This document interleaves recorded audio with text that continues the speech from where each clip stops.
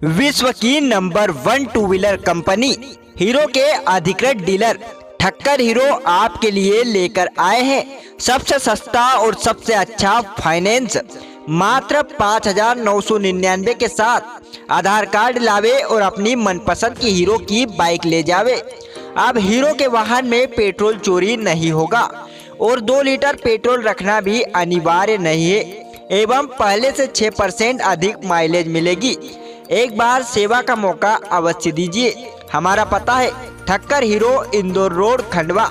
हमारी शाखा माता चौक आनंद नगर में भी है।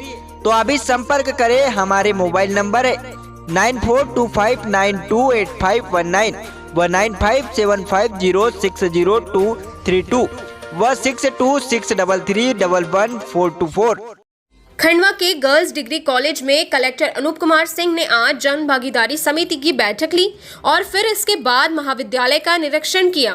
बैठक में कलेक्टर ने बतौर जन भागीदारी अध्यक्ष कॉलेज के लंबे समय से लंबित पड़े आवश्यक कामों पर चर्चा की और उन्हें आगे बढ़ाने के लिए शासन स्तर पर कार्रवाई शुरू करवाने के निर्देश दिए। इस दौरान कलेक्टर से मुलाकात करने कॉलेज की कुछ छात्राएं भी पहुंची, जिन्होंने कॉलेज प्रशासन पर अव्यवस्थाओं का आरोप लगाते हुए कलेक्टर से शिकायत की। छात्राओं ने कलेक्टर को बताया कि कॉलेज परिसर में गंदगी का आलम पसरा रहता है। वहीं रात के वक्त असामाजिक तत्व इसे शराब पीने और जुआ खेलने का अड्डा बना लेते हैं।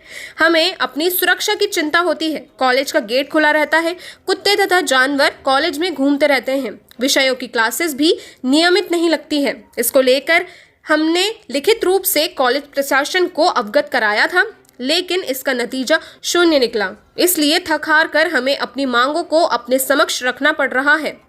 छात्राओं की समस्याओं को लेकर कॉलेज प्राचार्य ने कहा कि छात्राओं की जो समस्या है वह पहली बार हमारे संज्ञान में लाए हैं। इसके पूर्व छात्रों ने इन कामों को लेकर कोई शिकायत नहीं की थी। बच्चों की जो भी समस्याएं हैं उनका निराकरण किया जाएगा। कॉलेज में स्वच्छता और सुरक्षा का माहौल पूरी तरह से बना हुआ है और यही हमारी प्राथमिकता भी है। रात के वक्त 2 चौकीदार कॉलेज परिसर में पूरे समय मुस्तैद रहते हैं।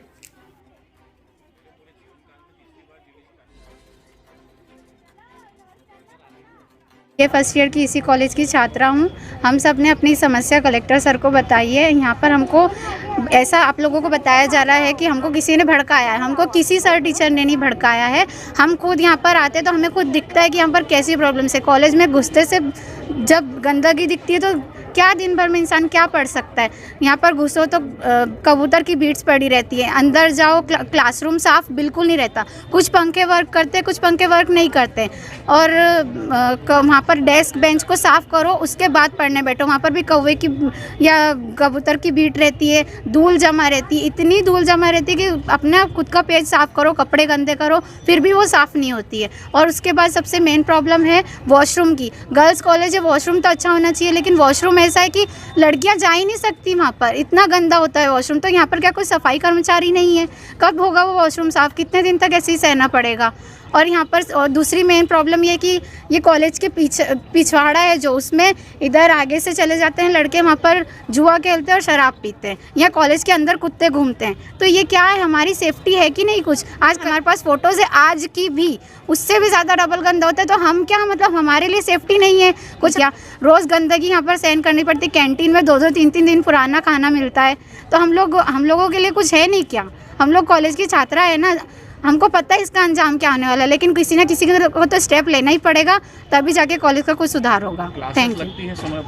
क्लासेस कुछ लगती है, कुछ नहीं लगती है। अभी ऐसा बताया जा रहा है कि मैम का ट्रांसफ़र हो गया है। तो ठीक है, मैम का ट्रांसफ़र हो गया, वो बात हम भी समझ रहे हैं कि अब आने में टाइम लगेगा। इससे पहले का जवाब चाहिए हमको। जब मैम यहाँ पर थी, हमने कई बार प्रिंसिपल मैम के पास जाने की कोशिश की, या तो मैम होती नहीं थी या फिर बिजी रहती थी।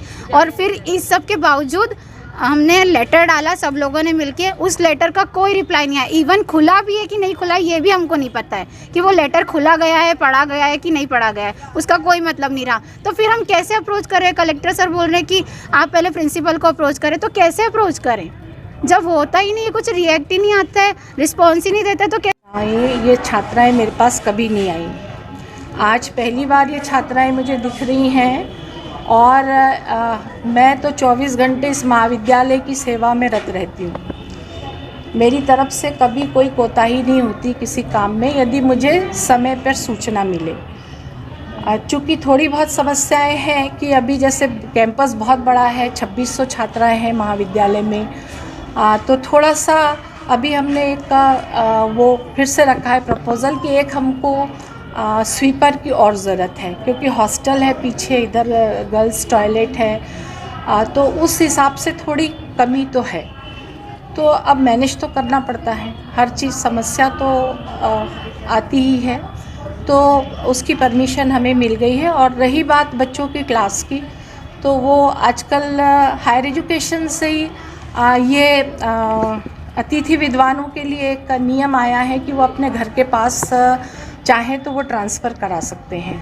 तो अभी जो हिस्ट्री में मैडम पढ़ाती थी वो अपने घर के नज़दीक चली गई। कॉलेज है यहाँ पर, महिला वो है शिकायत सेल, उसका इंचार्ज बने हैं, पूरी कमेटी है, चारों तरफ से सीसीटीवी कैमरे लगे हैं, वो हर 15 दिन में खुलता है, क्या समस्याएं आती हैं उसका समाधान किया जाता है। तो रात को दो चौकीदार रहते हैं।